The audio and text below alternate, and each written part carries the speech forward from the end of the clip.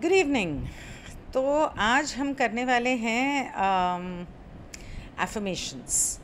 Affirmations मतलब law of affirmations, और ये थोड़ा सा लंबा है क्योंकि इसके अंदर एफर्मेशंस थोड़े आगे से दिए भी हुए हैं।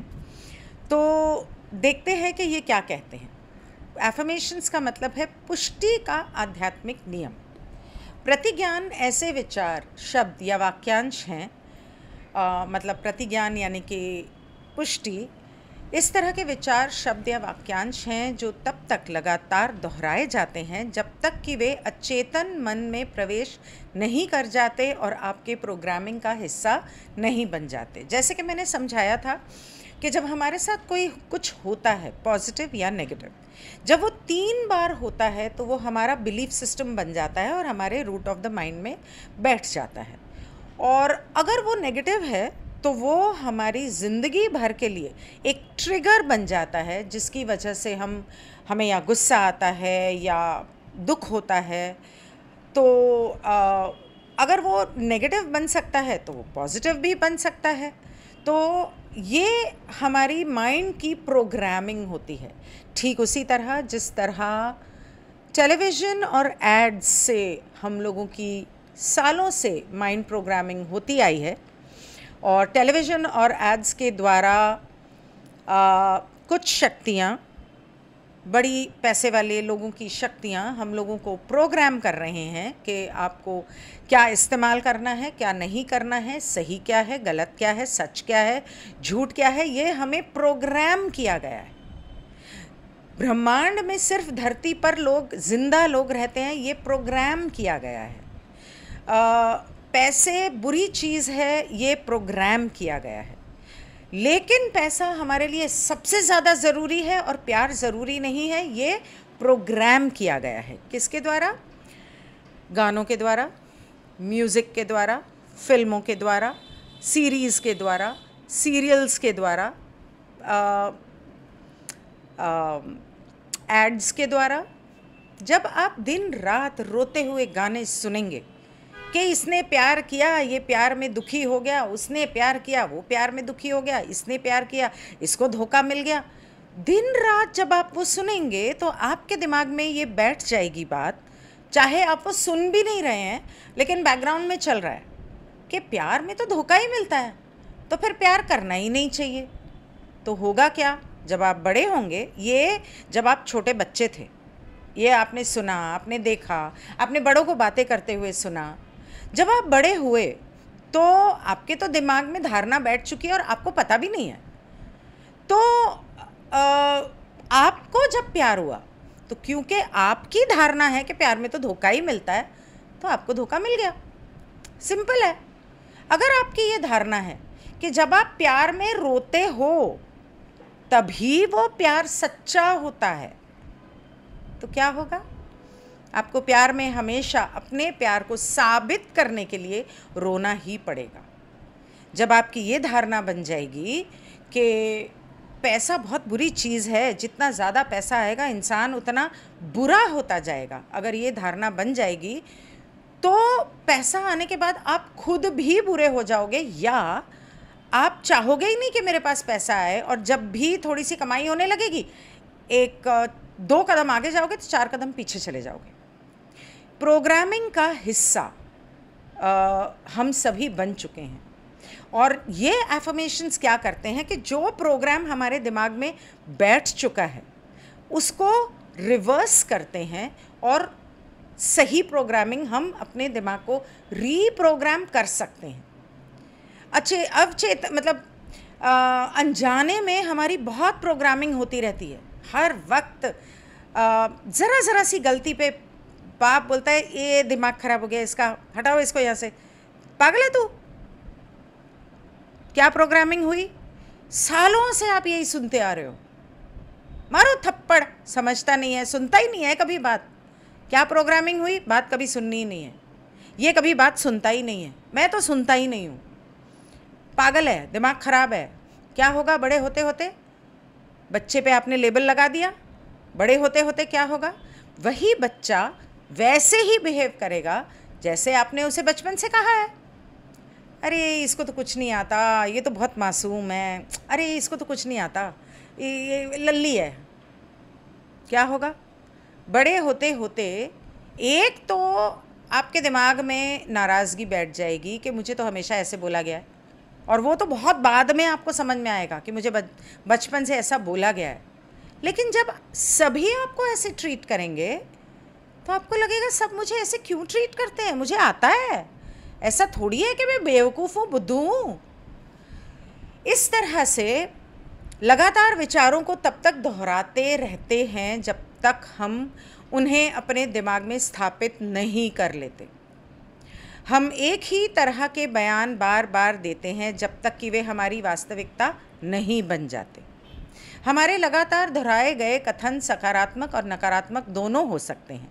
अरे ये तो बड़ी समझदार बच्ची, अरे ये तो बहुत बहुत मतलब अच्छी है, ये तो कभी गाय है, ये तो कभी मुंह ही नहीं खोलती, अगली को खोलना भी है ना तो वो खोल ही नहीं पाएगी। हमारे लगातार दोहराए गए कथन सकारात्मक और नकारात्मक दोनों हो सकते हैं। आपका अचेतन अवचेतन मन भेदभाव नहीं करता और कभी सभी सूचनाओं को स्वीकार करता है।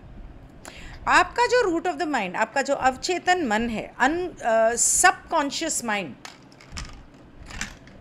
या अनकॉन्शियस माइंड, वो उसके पीछे एक और अनकॉन्शियस माइंड होता है।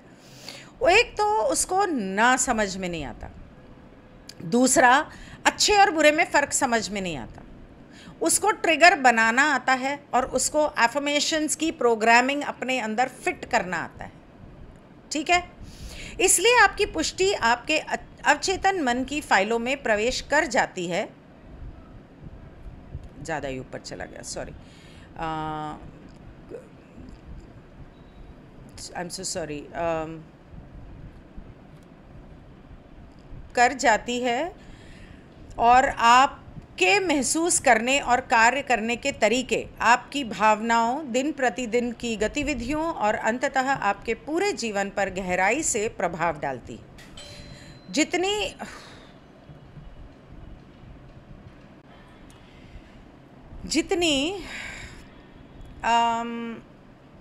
अधिक ऊर्जा और ज़ोर हम अपनी पुष्टि में लगाते हैं, उतनी ही गहराई से वे हमारी विश्वास प्रणाली में प्रवेश करते हैं। कोई भी चीज़ 9 के बाद पूरी होती है, इसलिए हमारी माला में, ये नहीं दूसरी, 108 मन के होते हैं। और कोई भी मंत्र जब हम करते हैं वो तब पूरा होता है जब हम उसे 21 बार या 108 बार करते हैं। 21 के अलावा आप 60 बार भी कर सकते हैं और 108 बार भी कर सकते हैं। तो 369 एक शुरुआत, 3 से शुरुआत होती है, 6 से वो एक तरह से स्थिर होती है और 9 से वो मैनिफेस्ट होती है, मतलब कि आपकी ज़िंदगी में वो पूर्णतः से सामने साक्षात्कार होता है, मैनिफेस्ट होती है आपकी लाइफ में। इसलिए 108 बार कोई मंत्र किया जाता है। इसी तरह अगर आपको कोई एफर्मेशन करना है, अपनी ज़िंदगी में बदलाव लाना है, तो आपको उसे 108 बार एक बात को बोलना है, या बोलने से ज़्यादा, जब आप बोल रहे हो तब तो आप तोते की तरह रट रहे हो, लेकिन अगर आप उसे लिखते हो, लिखने से क्या होता है कि आपके सबकॉन्शियस माइंड और आपके कॉन्शियस माइंड में एक ब्रिज सा बनता है और वो जल्दी एब्जॉर्ब होता है। तो जब, और लाइन वाला पेपर नहीं होना चाहिए, प्लेन पेपर होना चाहिए। प्लेन पेपर के ऊपर जब आप वो 108 बार, या तो आप एक ही दिन में बैठ के 108 बार लिख दो। ए प्रभु, अब कौन आ गया? All right. तो जब आप एफर्मेशंस 108 बार लिखते हैं तो वो आपके रूट ऑफ द माइंड में पूरी तरह से बैठ जाते हैं। और कहते हैं ना कि जब सच्चे दिल से किसी चीज़ को चाहो तो पूरी कायनात उसे आप तक लाने में जुट जाती है।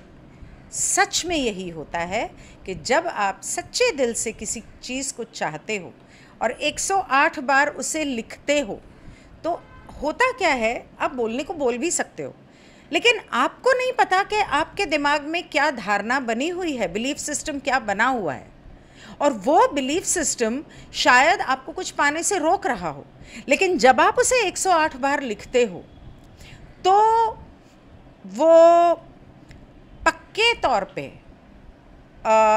आपके दिमाग में बैठ जाता है। पर इसमें बीच में ब्रेक नहीं आनी चाहिए। ये भी कर सकते हो आप कि आप इंटेंशन ले लो कि मैं आज 21 बार लिखूंगी, कल 21 बार लिखूंगी, इस तरह से, या रोज़ एक बार 108 दिन तक लिखूंगी, या एक ही दिन में 108 बार लिखूंगी, या रोज़ 11 बार लिखूंगी। वो आपके ऊपर छोड़ती हूँ। बट जनरली अगर आपने लिखना है तो उसे 9 बार लिखना चाहिए। 9 बार एक दिन में अगर आप ऐसे ब्रेक करके लिख रहे हो तो आज 9 बार लिखो, अगले दिन 9 बार, इस तरह जब तक 108 पूरे नहीं हो जाते।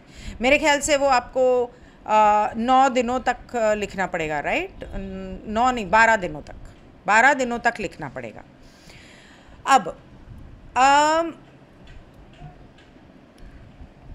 एम सो सॉरी, आपका अवचेतन मन भेदभाव नहीं करता और सभी सूचनाओं को स्वीकार करता है, इसलिए आपकी पुष्टि आपके अवचेतन मन की फाइलों में प्रवेश कर जाती है और आपके महसूस करने और कार्य करने के तरीके, आपकी भावनाओं, दिन प्रतिदिन की गतिविधियों और अंततः आपके पूरे जीवन पर गहराई से प्रभाव डालती है।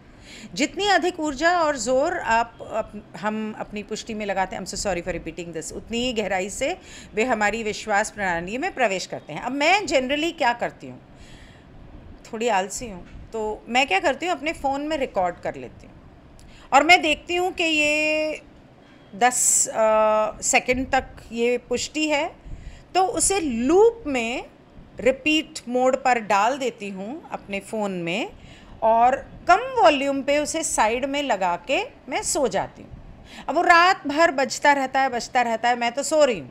अब आप बोलोगे कि कम वॉल्यूम, मिनिमम वॉल्यूम पे रख के दिमाग को कहाँ पता चलना है, सुना तो है नहीं। आपके कान नहीं सुन सकते, लेकिन आपका दिमाग पूरा सुनता है कि क्या हो रहा है। पूरी तरह से वो कितने भी मिनिमम वॉल्यूम पे होगा, वो आपका दिमाग कैप्चर करेगा, आपका सबकॉन्शियस माइंड कैप्चर करेगा। तो अगर आप रोज़ लिख रहे हो तो उसके साथ में ये करना भी एक अच्छा आइडिया है। यदि आप लगातार सोचते हैं कि मैं असफल हूँ, तो धीरे धीरे आपको विश्वास हो जाएगा कि आप वास्तव में असफल हैं। अगर आप लगातार किसी के बारे में ये सोचते हैं कि अरे बेचारा बहुत दुखी है, अरे बेचारा बहुत दुखी है, अरे ये तो अपनी ज़िंदगी में बहुत दुखी है, अरे इसकी ज़िंदगी तो नर्क है, जब आप इस तरह से किसी के बारे में बोलते जाएंगे हर बार, तो वो अच्छा खासा सुखी भी होगा ना, तो वो दुखी मोड में चला जाएगा, मतलब कि उसकी ज़िंदगी नर्क हो जाएगी। और अगर आप अपने बारे में ऐसा सोचते हैं, अरे मैं बेचारी, मेरा क्या होगा, पैसा तो है ही नहीं, मैं क्या करूं, खर्चा करने से डरूं, मेरा तो काम ही नहीं हो रहा, मेरे को तो कोई वो ये ही नहीं है, मतलब बिजनेस ही नहीं हो रहा, मैं सफल हो ही नहीं पाऊंगा, मैं कर ही नहीं पाऊंगा।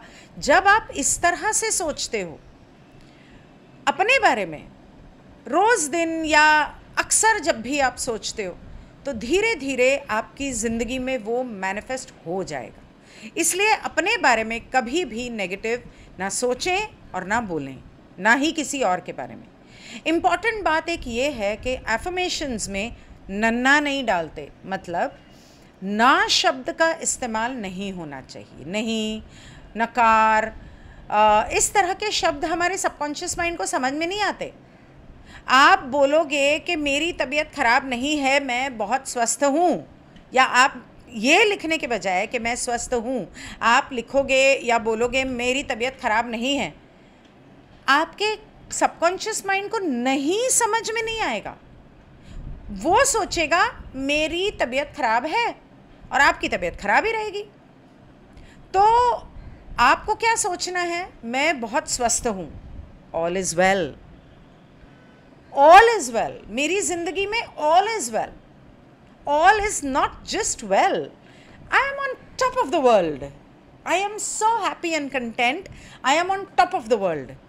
जब आप हमेशा यही बोलोगे, यही सोचोगे, तो क्या होगा, हमेशा खुश रहोगे, हमेशा उड़ते रहोगे, हर चीज़ में, हर हाल में खुश रहोगे। यदि आप लगातार सोचते हैं, अच्छा ओके आई रेड दैट, उदाहरण के लिए यदि आप लगातार दोहराते हैं कि आपकी छुट्टियां हमेशा दुखद होती हैं, तो आप इसे 3 तरीक़ों से पूरा करते हैं। एक, आप चुन चुनकर सिर्फ बुरे वक्त को ही याद करते हैं। आप ऐसे तरीके से कार्य करते हैं जिससे आपको दुख होता है।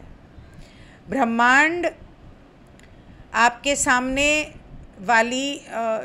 वही लाता है जिस पर आप विश्वास करते हैं। मतलब जिस चीज़ पर आप विश्वास करते हैं आपके सामने उसी तरह की घटनाएं आएंगी, और आप जो भी काम करेंगे उसमें आप दुखी ही होंगे और आपके सामने वैसे ही काम आएंगे। प्रतिज्ञान का नियम कहता है, लॉ ऑफ एफर्मेशन कहता है कि आप जो पुष्टि करते हैं उसे पूरा करते हैं। You are what you want to be. पुष्टि करें कि आप वही हैं जो आप बनना चाहते हैं। आप जितना सोचेंगे उससे भी जल्दी आप ये बन जाएंगे। मतलब आप जितना किसी चीज़ को सोचेंगे बहुत जल्दी वो आपकी ज़िंदगी में मैनिफेस्ट होगी, खास करके अगर वो आपकी बिलीफ सिस्टम है। और अगर आपकी बिलीफ सिस्टम उल्टा है तो फिर उसे थोड़ा सा टाइम लगता है। ब्रह्मांड आपको वो देने के लिए खुद को पुनर्व्यवस्थित करता है, मतलब रीअरेंज करता है आपके दिमाग में आपको और आपकी ज़िंदगी को जिस पर आप विश्वास करते हैं। इसके लिए जब वो एक सिचुएशन से दूसरी सिचुएशन में बदलाव आने लगेगा तो ज़िंदगी में कभी कभी थोड़ी सी उथल पुथल होती है और आपको समझ में नहीं आएगा, है ये क्या हो रहा है मेरे साथ, ऐसा तो पहले कभी नहीं हुआ। सुनिश्चित करें कि आपकी पुष्टि में केवल सकारात्मक शब्द हों और अपने शब्दों को ऊर्जा और इरादे के साथ बोलें या लिखें। मतलब जब आप लिखते हैं कि मैं बहुत खुश हूँ और रोते रोते लिख रहे हो मैं बहुत खुश हूँ, मैं बहुत खुश हूँ, दुखी लिख रहे हो मैं बहुत खुश हूँ, हाँ मैं बहुत खुश हूँ, हाँ मैं हूँ बहुत खुश हूँ, ऐसे थोड़ी ना खुशी मिलेगी। जब आप ये लिखते हैं कि मैं बहुत खुश हूँ तो मुस्कुरा के लिखो। सो जनरली होता क्या है कि जब आप एफर्मेशंस लिखते हो, रात को सोते वक्त आप जो लिखते हो, बोलते हो, पढ़ते हो, सुनते हो, वो आपका सबकॉन्शियस माइंड कैप्चर कर लेता है और रात भर उसको प्रोसेस करता है और दिमाग में बैठ जाता है। तो अगर आप स्माइल करके और उस खुशी को अपने मन में फील करके उसे लिखोगे तो वो जल्दी मैनिफेस्ट होगा। दूसरा, अगर आप उसे सुबह उठकर भी लिखोगे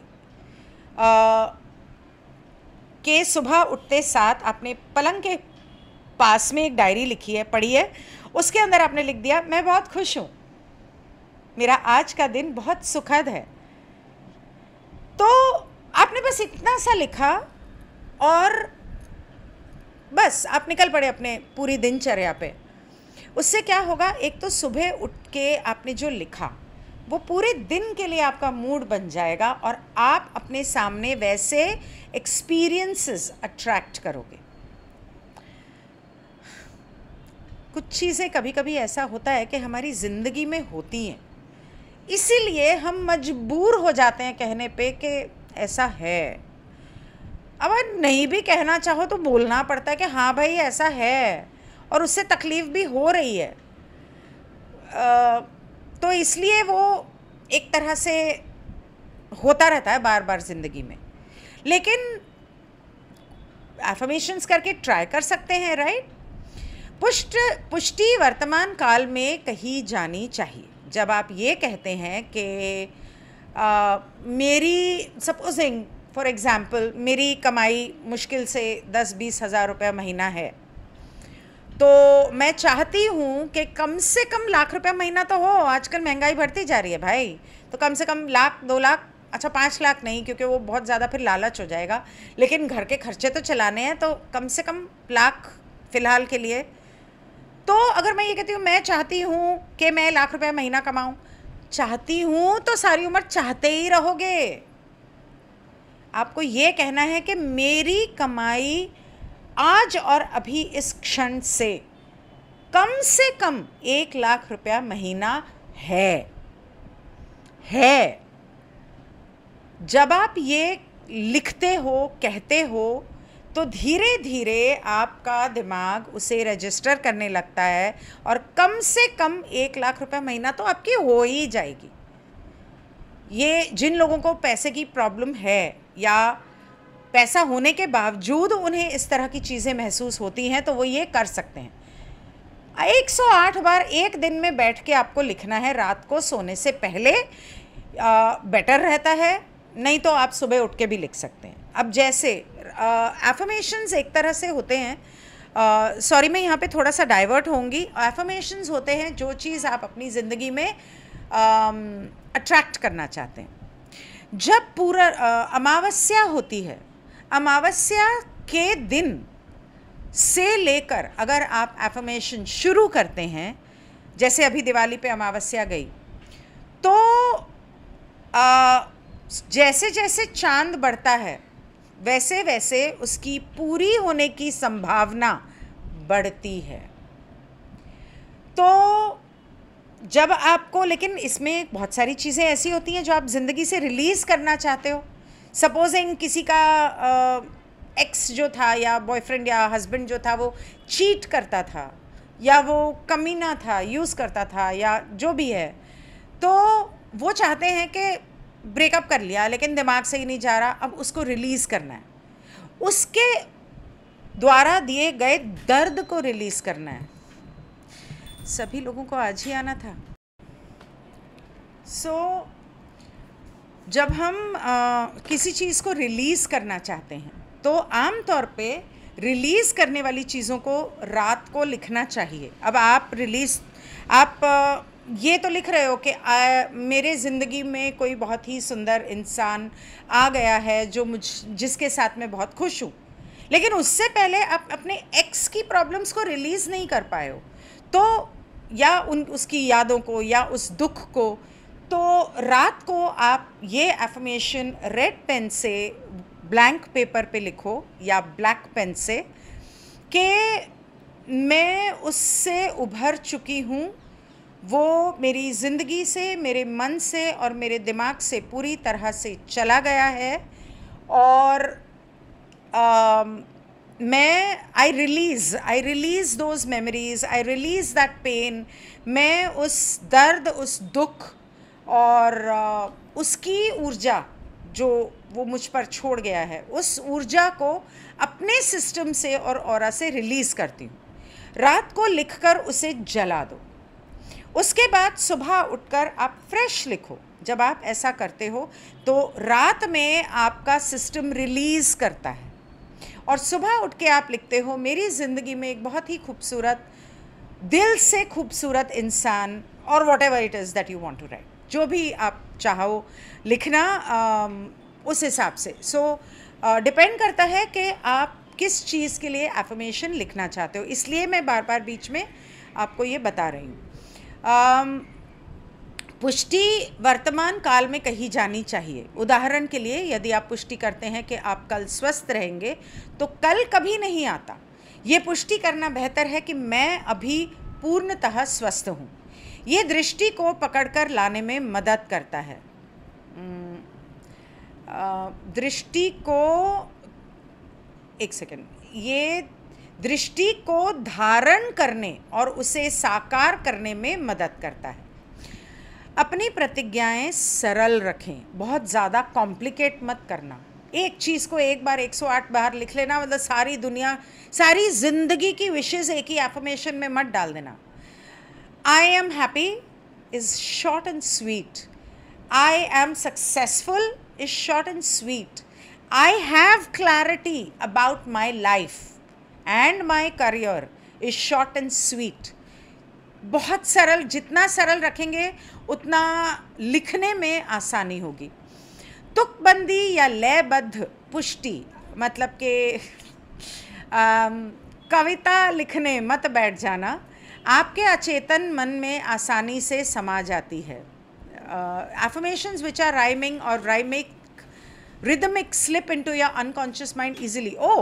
अगर वो राइम करती है, मैं बहुत खुश हूँ, मैं बहुत स्वस्थ हूँ, इस तरह से I don't know what it means, poetry form में अगर आपके एफर्मेशंस हों तो वो आपका subconscious, sorry I thought it was the other way around, आपके सबकॉन्शियस माइंड में बहुत जल्दी एक्सेप्ट हो जाते हैं। और आपको ध्यान होगा कि कई बार कुछ गाने हमारे दिमाग में ना बैठ जाते हैं, हम कितना भी चाहें उसे निकालना, निकलते ही नहीं है।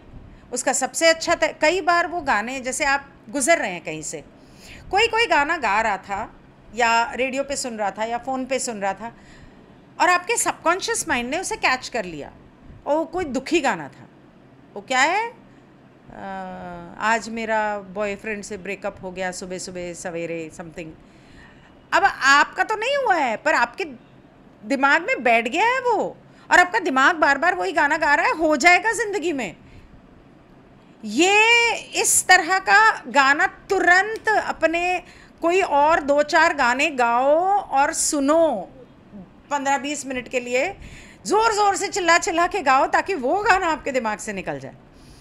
तो बहुत जल्दी असर होता है इन चीज़ों का। इसलिए बहुत ध्यान रखना चाहिए कि आप जो गाने गा रहे हैं या सुन रहे हैं उसके लिरिक्स नेगेटिव तो नहीं है। आम तौर पे आजकल मैं देखती हूँ, या बहुत टाइम से मैं देख रही हूँ, आजकल तो खैर I hardly ever go, but bars में, क्लब्स में जब आप जाएंगे ना, लाउड म्यूज़िक, लोग नाच रहे हैं और गाना क्या चल रहा है, आज मेरा ब्रेकअप हो गया, या वो क्या, व्हाट इज़ दैट, जो भी भेजी थी दुआ वो आसमां से टकरा के वापस आ गई, मैं दुखी, ब्ला ब्ला ब्ला। इस तरह के गाने, आप इस तरह के गाने बनाए इसीलिए जाते हैं ताकि आपको अपनी इच्छाएं कभी पूरी ना हो, आप हमेशा दुखी रहो, बनाए ही इसीलिए जाते हैं। वो क्यों, अब मुझसे मत पूछो, वो बहुत लंबी दास्तान है। वो जो लहसुन प्याज वाले लोग हैं वो इन लोगों को हावी हो जाते हैं दिमाग पे और उनसे ये करवाते हैं ऐसे काम ताकि दुनिया में उनका राज बना रहे। तो गानों का बहुत ध्यान रखना। सकारात्मक शब्द हमें सकारात्मकता पर ध्यान केंद्रित करने में मदद करते हैं और हमें भयभीत मानसिकता से बचने में मदद करते हैं, भयभीत मानसिकता से। इसीलिए बच्चे को कभी मत कहना अंधेरे में मत जाना, वहाँ भूत है, किसी दिन सच में आ जाएगा और फिर आप ही को नज़र आएगा, बच्चे को तो आए ना आए। सकारात्मक शब्द हमारे विचारों को ठीक करते हैं और हमारे जीवन में सकारात्मक वास्तविकता लाते हैं। मतलब कि पॉजिटिव सोच, पॉजिटिव बातें, पॉजिटिव चीज़ें हमारी ज़िंदगी में पॉजिटिविटी लाती हैं। आप जिस पर विश्वास करते हैं और अपेक्षा करते हैं वही अनुभव करते हैं। विजुअलाइजेशन पुष्टि की तरह कारण और प्रभाव के नियम पर आधारित है। जब आप एफर्मेशंस लिखते हैं या करते हैं, ऐसे समय पर अगर आप करने के बाद या करने से पहले उसे बैठ के देखें, अपने मन में कल्पना करें कि वो हो चुका है और उसकी खुशी को महसूस करेंगे। वो विजुअलाइजेशन जब इमोशंस के साथ किया जाएगा तो आप जो भी देखते हैं और विश्वास करते हैं वो अंततः एक भौतिक वास्तविकता बन जाता है। अपने विश्वास को बनाए रखना और आपकी बाहरी वास्तविकता के लिए एक सांचा बनाता है। मतलब कि जब आप विजुअलाइजेशन करते हैं तो आपके विश्वास को दृढ़ करता है और आपके विश्वास के ठहराव के लिए या दृढ़ता के लिए एक तरह से पानी को एक बर्तन की ज़रूरत होती है, उस तरह से समझ लो। हालांकि यदि आपका विश्वास डगमगाता है, कई बार होता है कि कहते हैं विजुअलाइज करो, एफर्मेशन करो, मैं बड़ी पतली हूँ, मन में आ रहा है कहाँ से पतली है, यहाँ से ये थुल थुल कर रहा है मांस, इतनी मोटी मोटी टांगें हैं, बाहें तो देखना कैसे एकदम पहलवान जैसी हो रही हैं, ये दिमाग में चल रहा है। तो विश्वास तो है ही नहीं कि आप पतले हो। तो आपने हमेशा कहा है मैं मोटी हूँ, मैं मोटी हूँ, मैं तो बचपन से खुद को यही बोलती आ रही हूँ मैं बहुत मोटी हूँ, क्योंकि बचपन में बच्ची मतलब 3-4-5 साल की, 6 साल की और थोड़ी सी थी गोल मटोल, थोड़ी सी, और सब मुझे मोटी बोलते थे। तो दिमाग में बैठ गया कि मुझे मोटी नहीं होना है, तो मैं पतली तो हो ही थोड़ी सी, मतलब ठीक ठाक थी, मैं बिल्कुल सही थी अपनी उम्र के लिए, लेकिन दिमाग में बैठ गया कि नहीं, मोटे होना बुरी बात है। दिमाग में बैठ गया कि मैं मोटी हूँ, मैं मोटी हूँ। बोलते बोलते बोलते बोलते आज वज़न बढ़ ही गया, क्योंकि वो मान्यता थी। और जब मैं खुद को बोलती थी कि मैं मोटी हूँ, तो आज जब मैं वो तस्वीरें देखती हूँ तो मैं कहती हूँ, हे भगवान, मेरे अकल पे पत्थर पड़े थे जो मुझको वो मोटी लग रही थी। क्यों? क्योंकि टीवी स्क्रीन पर, फिल्मों में, गानों में आपके दिमाग में ये धारणा भर दी गई है that you need to be zero size और एनोरेक्सिक, भूखे नंगे, वो क्या कहते हैं, वो हड्डी ढांचा होना चाहिए, तभी आप सुंदर हो। गलत, बिल्कुल गलत। क्यों ऐसा मान्यता दी गई है हमको? इसलिए हम ऐसा सोचते हैं। ये हमारे दिमाग से इसे, यदि हमारा दिमाग इसे एक संभावना के रूप में स्वीकार कर ले तो दृश्य तुरंत हमारी वास्तविकता में आ सकते हैं। जैसे ही हम सोचते हैं कि हाँ ये सही है, नहीं मैं ठीक हूँ, मैं पतली हूँ और मैं परफेक्ट हूँ, मैं जैसी हूँ परफेक्ट हूँ, आई लव माई बॉडी, तब आपकी बॉडी परफेक्शन में, आपके बॉडी के हिसाब से आने लगती। वैसे there is nothing perfect in life, there is nothing perfect in the universe. हर चीज़ जैसी होनी चाहिए वैसी है, nothing perfect and yet everything is perfect. कुछ भी परफेक्ट नहीं है, लेकिन जैसा है वो परफेक्ट है। हालांकि, और जब हम उस पर विश्वास करते हैं कि हाँ हाँ जो है ठीक है, ऑल इज़ वेल, तब वो चीज़ हमारी ज़िंदगी में ऑल इज़ वेल की तरह सामने आती है और हमें वैसे अनुभव होते हैं, एक्सपीरियंसेस होते हैं।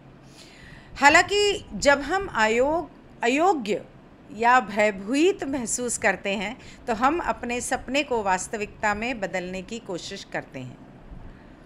जब हम बोलते हैं कि मैं प्यार के लायक नहीं हूँ, मैं बदसूरत हूँ, मैं सुंदर नहीं हूँ, मैं अयोग्य हूँ, मैं इस योग्य ही नहीं हूँ कि मैं एक बहुत ही सुखी जीवन व्यतीत करूं, या मुझे कोई बहुत प्यार करे, या मेरे पास इतना पैसा हो।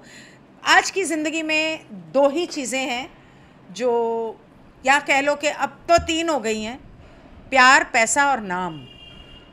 तो ये चीज़ें जब हम महसूस करने लगते हैं कि मैं इसके लायक नहीं हूँ, तो एक तरह से हमारे जो सपने हैं उनको हम कोशिश कर रहे हैं, हम डरे हुए हैं, हम खुद को काबिल नहीं समझते, हमारे अंदर डर है कि ये कभी पूरा नहीं होगा, तो वो कभी नहीं होगा। लेकिन हर इंसान चाहता है कि उसके सपने पूरे हों। तो जब हम अपने सपनों को पूरा करना चाहते हैं तब हम ये एफर्मेशंस करने की कोशिश कर सकते हैं। और जब हम एफर्मेशंस करते हैं तो एक तरह से हम अपने सपनों को बदल के सामने लाने की कोशिश कर रहे हैं, लेकिन मन में ये विश्वास नहीं होना चाहिए कि नहीं, ये मैं कोशिश कर रहा हूँ, ये है नहीं। मन में ये विश्वास होना चाहिए कि हाँ है, मैं योग्य हूँ, मेरे पास ये चीज़ है। हमारी कल्पनाएं दबाव से भरी और तनावपूर्ण हो जाती हैं, टेंशन आ जाती है, और ये तनाव लक्ष्य को पूरा होने से रोक सकता है। जब आप अपने लक्ष्य की कल्पना करते हैं तो उस पर पूरी तरह विश्वास करते हैं तो वो पूरा होने में सक्षम होता है। हमारे अपमानजनक निर्णय और मैं संभवतः इसे हासिल नहीं कर सका, या मैं इसे हासिल करने के लिए पर्याप्त रूप से योग्य या अच्छा नहीं हूँ, ऐसी सीमित मान्यताएं हमारी कल्पना पर तनाव डालती हैं, जो बदले में हमें आंतरिक दृष्टि को प्रकट करने से रोकती हैं। मतलब हम जो भी विजुअलाइजेशन कर रहे हैं, सोच रहे हैं, सपने देख रहे हैं, लेकिन कहीं ना कहीं हमारे मन में ये चीज़ है कि लायक नहीं हूँ, या लायक नहीं हूँ पर नहीं मुझे विजुअलाइज करना है, मुझे ये मैनिफेस्ट करना है। वो जो प्रेशर है, स्ट्रेस है, टेंशन है, वो कभी पूरा नहीं होने देगा। मेरे पास समय, पैसा, कनेक्शन, शिक्षा, बुद्धि या ऐसी किसी भी चीज़ की झूठी भावनाएं और विचार और विश्वास लोगों को अपने लक्ष्य और जीवन के उद्देश्य को प्राप्त करने की कोशिश करने से रोकते हैं, और किसी भी पॉजिटिव कल्पना को वास्तविकता में आने से रोकते हैं। कि मेरे पास ये ऐसी चीज़ें हैं या नहीं हैं, किसी भी चीज़ की झूठी भावनाएं जो लोग अपने आप को धोखा दे रहे हैं। कई बार अफर्मेशन करते वक्त हम लोगों को भी ये लगता है, क्या मैं खुद को धोखा दे रही हूँ कि हाँ मैं बहुत परफेक्ट हूँ, स्लिम हूँ। कहाँ से स्लिम हूँ? धोखा दे रही हूँ मैं खुद को। पर ठीक है, मैं अफर्मेशन करने से होगा तो चलो लिखते हैं, चलो करते हैं। आध्यात्मिक रूप से हम जो चाहें वो बनाने में सक्षम हैं। Law of the universe, spiritual law, आध्यात्मिक नियम, आध्यात्मिक कानून और आध्यात्मिक रूप से ये है कि इस ब्रह्मांड में किसी चीज़ की कमी नहीं है। यहाँ तक कि आप जैसा चाहें वैसे अपने बालों का रंग, अपनी आँखों का रंग, अपने शरीर की लंबाई, अपनी शरीर की मोटाई, अपने स्किन का कलर भी चेंज कर सकते हैं। आपके पास करोड़ों अरबों रुपए भी आ सकते हैं और बहुत ही सुखी और अच्छी ज़िंदगी, पति पत्नी, माँ बाप, रिश्ते हो सकते हैं अगर आप उस पर विश्वास करें और आप अपनी शैडो सेल्फ और धारणाओं पर, बिलीफ सिस्टम्स पर काम करें अपने इनर चाइल्ड के द्वारा। इनर चाइल्ड के ऊपर कुछ सेशंस किए थे मैंने, वो मेरे चिट चैट गपशप विद गिनी के प्लेलिस्ट में होंगे। एरन डिसूजा के साथ भी किए थे और कुछ मदर फादर रिलेशनशिप वाले भी किए थे। तो उन चीज़ों का ताल्लुक़ हमारे धारणाओं से है। ये ईश्वर कहता है कि रचयिता कहता है कि ब्रह्मांड में किसी चीज़ की कमी नहीं है, तुम मांगो तो तुम्हें मिल सकता है। मांगने वाले तो बनो, सही तरीके से तो मांगो। अक्सर हम लोगों को मांगना नहीं आता। हम जिस चीज़ पर ध्यान केंद्रित करते हैं और जिस पर ध्यान केंद्रित करते हैं और जिस चीज़ पर ध्यान, 2 बार क्यों लिखा है, वो हमेशा भौतिक स्तर पर प्रकट होती है। यही आध्यात्मिक नियम है। ये और कारण है, ये कारण और प्रभाव का आध्यात्मिक नियम या कर्म का नियम है। एक बार एक कहानी है कि भगवान से जब मांगो तो कैसे मांगना चाहिए। तो एक बार एक आदमी के पास पैसा नहीं था, उसे बच्चा नहीं होता था और उसकी माँ अंधी थी और उसको पता नहीं था कि और कितने दिन जिएगी। तो उसने मांगा, या शायद बीमार थी, मरने वाली थी, समथिंग लाइक दैट। तो भगवान के दर्शन हुए, उसने बहुत पूजा पाठ की या जो भी किया और भगवान के दर्शन हुए। मांग, तुझे क्या चाहिए? तो उसने मांगा कि मैं चाहता हूँ कि मेरी माँ मेरे बच्चे को, उसकी शादी हुई थी या नहीं हुई थी, आई हैव नो आइडिया, मेरे बच्चे को सोने के पालने में झूलता हुआ देखे। इससे क्या हुआ? माँ की आंखें आ गईं, बच्चा हो गया और इतना पैसा आया कि सोने के पालने में बच्चे को झुलाया जा रहा है। तो मांगना आना चाहिए। ये कारण और अच्छा, अभिव्यक्ति के लिए विश्वास की आवश्यकता होती है। मतलब कि मैनिफेस्टेशन करने के लिए विश्वास की आवश्यकता होती है और वो मेन है। मनुष्य के रूप में हमें आमतौर पर अपने सपनों और आकांक्षाओं की वास्तविकता बनने में विश्वास के बजाय इस पर अधिक विश्वास होता है कि हमारा डर वास्तविकता में बदल जाएगा। सबसे ज़्यादा हमें यही प्रॉब्लम है कि हमारे जितने डर हैं, हमारे अंदर इतने सारे डर हैं कि वो असलियत में बदल जाते हैं कि ऐसा मत करना मेरे साथ भगवान, कि कहीं मेरे साथ ऐसा ना हो जाए। वही होता है। कई बार हमें पता भी नहीं चलता कि हमने जाने अनजाने कौन सा डर जब आप कुछ बोलते हो और सोचते हो तो इट्स लाइक बचपन में पेपर की नाव बना के पानी में बहाया था, किसे पता वो नाव कहाँ गई। और एक मतलब प्रथा नहीं कहूँगी, लेकिन बहुत सारे लोग ऐसा करते हैं कि एक बोतल में अपना नाम और एड्रेस और अपनी इच्छा डाल के उसको टाइट बंद करके उस बोतल को समुंदर में फेंक देते हैं या किसी नदी में फेंक देते हैं और डेट भी लिखते हैं। बरसों बाद किसी को वो मिलता है। तो आपने जो बोला, जो सोचा, वो आपने इस ब्रह्मांड के समुंदर में बहा दिया। आप नहीं जानते ज़िंदगी के किस मोड़ पर वो सत्य हो जाएगा। इसलिए बहुत सोच समझ के बोलो, सोचो। सोचते वक्त भी, जब मैं अक्सर सेशंस करती हूँ और कुछ ऐसा बोलती हूँ तो मैं कट कैंसिल डिलीट बोलती हूँ, या हम लोग जनरली बोलते हैं ना तौबा तौबा, ना ना ना ना ना, ऐसे नहीं बोलना। तौबा तौबा और नाना बोलने से वो कट नहीं जाएगा। कट कैंसिल बोल दो, बेटर है। अपने हायर सेल्फ को बोलो कि नहीं नहीं, ये तो सिर्फ मैं ऐसे कहने के लिए कह रही थी, ये मैंने मांगा नहीं है। पर ऐसे बोलने के बजाय cut cancel is a shortcut. So हम कब क्या बोल रहे हैं और वो कब जाके मैनिफेस्ट होगा हम नहीं जानते। इसलिए सोच में भी अगर कुछ ऐसा आए, तुरंत कट कैंसिल।